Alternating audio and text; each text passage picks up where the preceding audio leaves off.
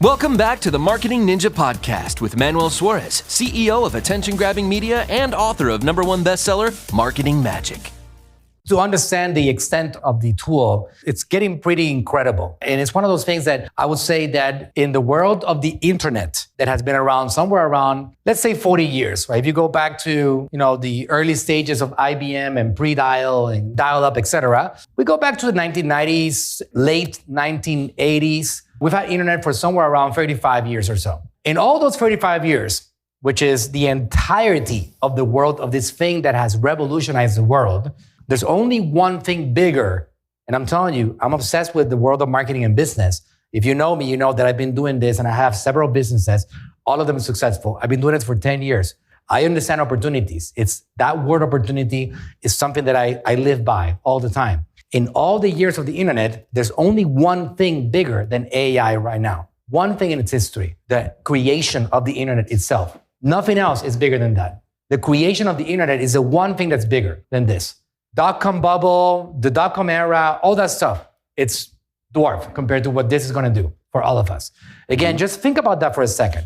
Understand that if you could do 10 times more every day with the same time, you will be able to get there 10 times faster or more. Imagine that. So what you're able to do in a business in 10 years, you can do it in 1 or 2 years. All you gotta do is understand that there's door wide open and you gotta now walk through that door because nobody can force you to walk through it, right? That's what it's all about. I have so much to share that we will be here forever and we're definitely not doing that. First thing to know is the concept of AI is not new. So we talked about it since the 1950s.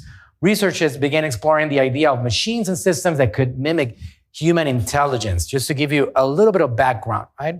And it's been going on for a while, right? AI technology has been around for decades, but has become broadly available over the last few years. Now, specifically broadly available since November of 2022. That's where this thing that we're gonna talk about, how can you use it in your business? Let's look at a few of the tools we have available, right? This thing that you guys have all heard about. Raise your hand if you have not heard the word ChatGPT in the last 6 months. So it's pretty crazy. Everybody now knows it. It's the fastest growing tool in the history of mankind. It had 100 million downloads in 1 month, okay, the tool. Now, what's all the fuss about? What is it about? Well, let's ask ChatGPT. I'm gonna ask this thing what this is about, all right? I'm gonna give you a real example. Why are you called ChatGPT? Let's see what this thing says. Okay, so I'm called ChatGPT because I'm a chatbot powered by the GPT, which stands for Generative Pre-trained Transformer Language Model. GPT is a type of deep learning algorithm developed by OpenAI. That's the name of the company. That company, fun fact, Microsoft invested $1 billion last year and just recently invested another $10 billion on it. 10. And I'm saying B with a B. Developed by OpenAI that has been trained on a massive amount of text data to generate human-like language.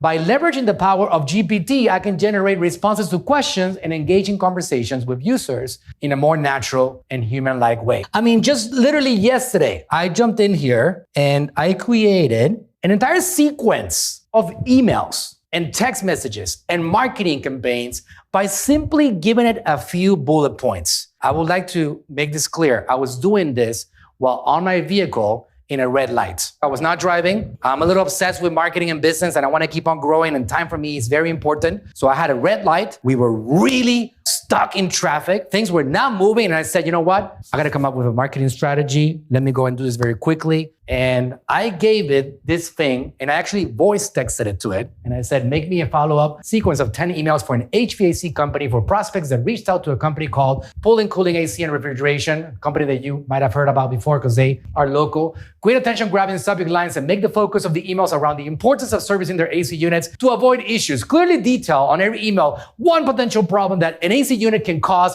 and the potential havoc it could create if it's not taken care of on time. Invent a customer review. Check this out. By the way, we're not using it like that. We're actually swapping those for real. Full disclosure, all right? We're using this. We're actually getting real testimonials for the marketing strategy. Embedded customer review, where the customer got their problem described in the email itself resolved with the help of the company. Use a different made-up name on every different review.